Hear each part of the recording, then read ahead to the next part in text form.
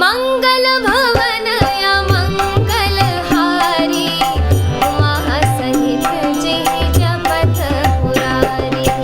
तदपि शंका कीन्ही सोई, कहत सुनत सब कर हित होई।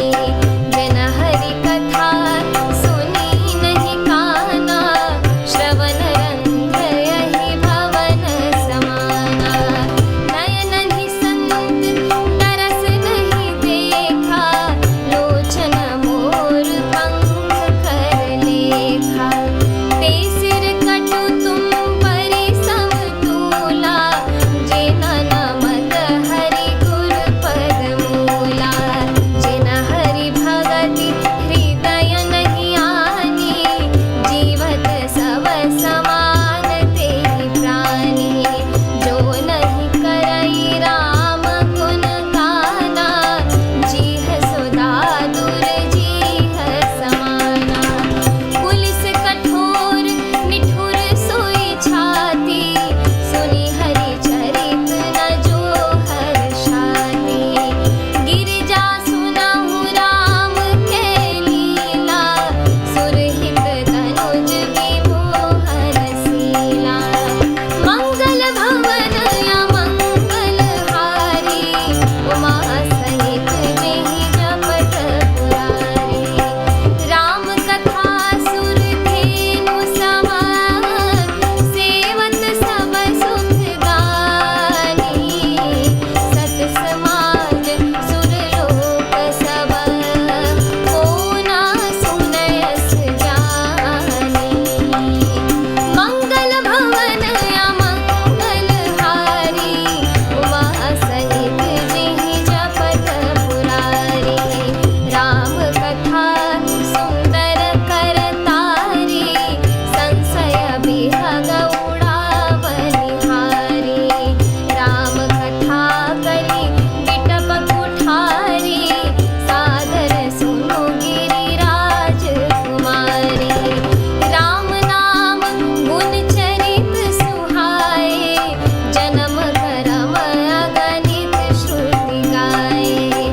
जथानंत राम भगवाना, तथा कथा कीरति गुण नाना। तदपि जथा श्रुत जसिमति मोरी, कही हऊँ देखि प्रीति अति तोरी।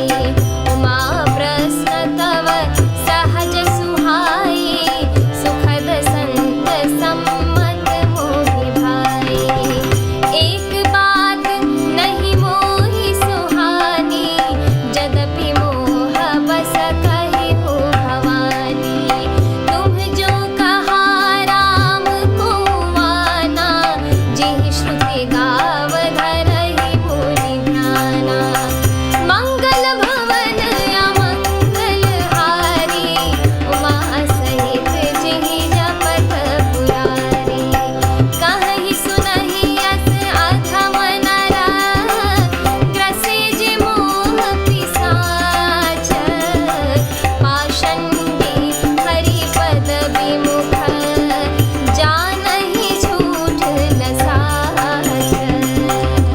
मंगल भवन या मंगल हारी, उमा सहित जिहि जपत पुरारी।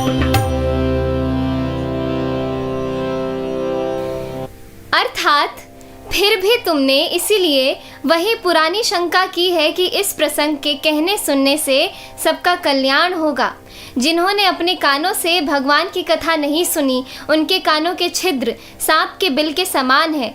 जिन्होंने अपने नेत्रों से संतों के दर्शन नहीं किए, उनके वे नेत्र मोर के पंखों पर दिखने वाली नकली आंखों की गिनती में है। वे सिर कड़वी तुम्बी के समान है, जो श्री हरि और गुरु के चरण तल पर नहीं झुकते।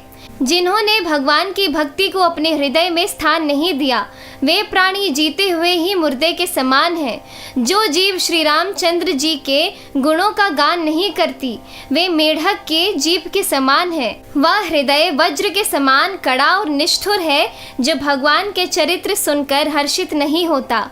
हे पार्वती, श्री रामचंद्र जी की लीला सुनो। यह देवताओं का कल्याण करने वाली है और दैत्यों को विशेष रूप से मोहित करने वाली है।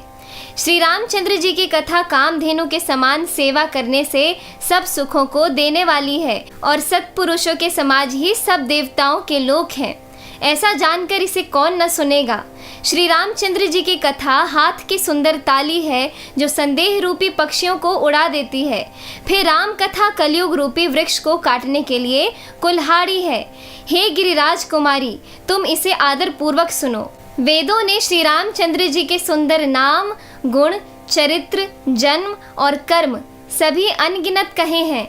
जिस प्रकार भगवान श्री रामचंद्र जी अनंत हैं, उसी तरह उनकी कथा, कीर्ति और गुण भी अनंत हैं।